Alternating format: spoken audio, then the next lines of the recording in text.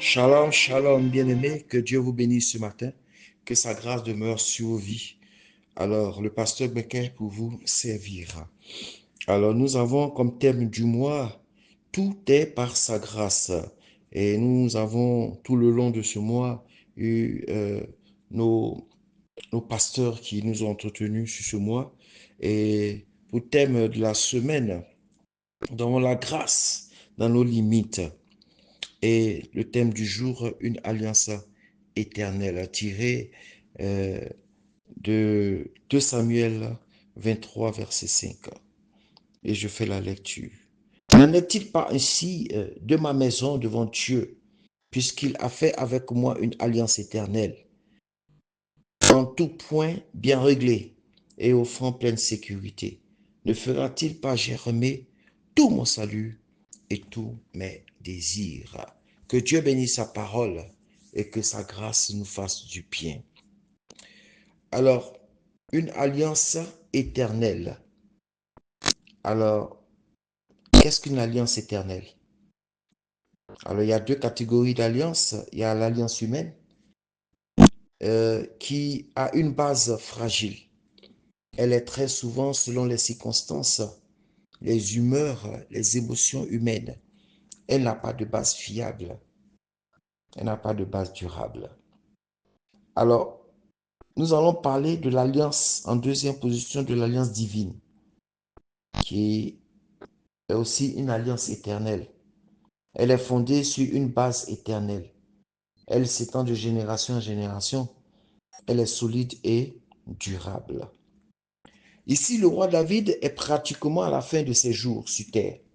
Alors, il fait un bilan de son parcours, tant sur le plan spirituel qu'humain. Il rappelle la source de sa paternité, dont la provenance n'est point royale. Cependant, Dieu a bien voulu le choisir comme roi d'Israël, en mettant ses paroles dans sa bouche, en faisant de David l'homme selon son cœur. Sa justice sur le plan humain provenait aussi du fait que David n'a jamais pris plaisir à la mort des personnes qui lui voulaient du mal.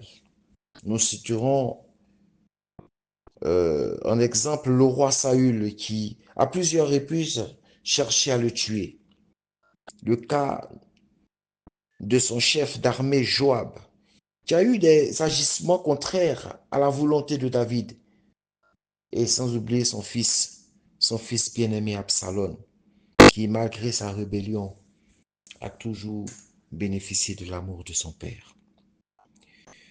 Dieu va alors tisser une alliance avec lui, avec David, qui va s'éterniser même après sa mort. 2 Samuel 7, verset 12-13 va nous dire, quand tes jours seront accomplis et que tu seras couché avec tes pères, je lèverai ta postérité après toi, celui qui sera sorti de tes entrailles, et j'affermirai son règne. Ce sera lui qui bâtira une maison à mon nom, et j'affermirai pour toujours le trône de son royaume. Le désir du roi David était alors de voir sa progéniture marcher dans ses pas et qu'il bénéficie de la faveur dont il a lui-même bénéficié durant son séjour sur terre. Salomon devra succéder à son père. Quoi de plus normal que David rappelle la conduite à tenir pour une personne qui est appelée à servir Dieu sur la terre des hommes. Bien-aimés frères et sœurs, nous avons besoin de savoir que le choix de Dieu porté sur nous n'est pas le fait de la renommée de notre famille, n'est pas le fait de la capacité physique que nous pouvons avoir ou intellectuelle, mais cela est dû à la grâce de Dieu à notre égard. C'est pourquoi nous devons avoir un service noble, un service juste sur le plan spirituel et humain. Un service qui respecte les ordonnances et les lois. Car la Bible dit d'aimer Dieu de tout son cœur, de toute son âme de toute sa pensée, de toute sa force, et son prochain comme soi-même. 2 Corinthiens 5, verset 18 dit, et tout cela vient de Dieu, qui nous a réconciliés avec lui par Christ et qui nous a donné le ministère de la réconciliation. Alors, Dieu nous réconcilie avec le Christ au travers de Jésus-Christ de Nazareth pour le servir, pour que nous comprenions sa volonté, sa vision. Et cette vision-là est le fait que nous puissions réconcilier l'homme avec Dieu. Nous puissions envoyer les hommes à rechercher la présence de Dieu dans leur vie, dans le ministère de la réconciliation.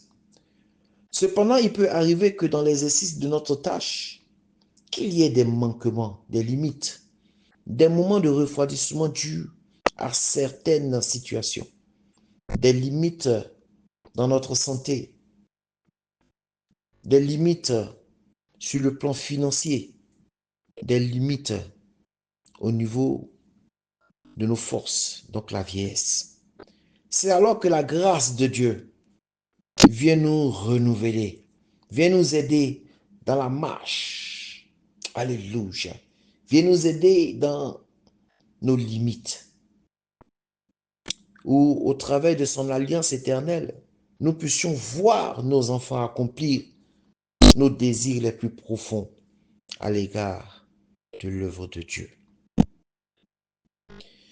Car c'est à l'image de David, dont le fils Salomon a réalisé le projet, selon la promesse de Dieu.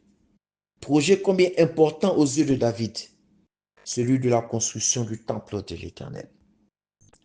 Lorsque nous servons Dieu selon ses principes, nous bénéficions d'une récompense particulière, qui n'est pas naturelle, mais surnaturelle.